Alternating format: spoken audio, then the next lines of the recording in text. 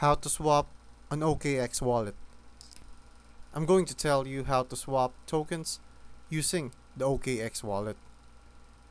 First, open the OKX Wallet either through the mobile app or browser extension and make sure you're connected to the correct blockchain network that supports the tokens you want to swap.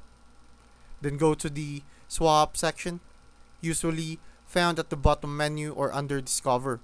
Choose the token you want to swap from and the token you want to receive. Make sure you have enough balance and a light extra to cover gas fees, especially if you're on chains like Ethereum or BNB.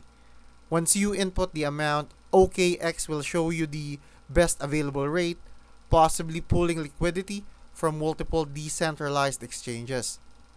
Review the slippage, tolerance, and swap route details, then tap confirm or swap.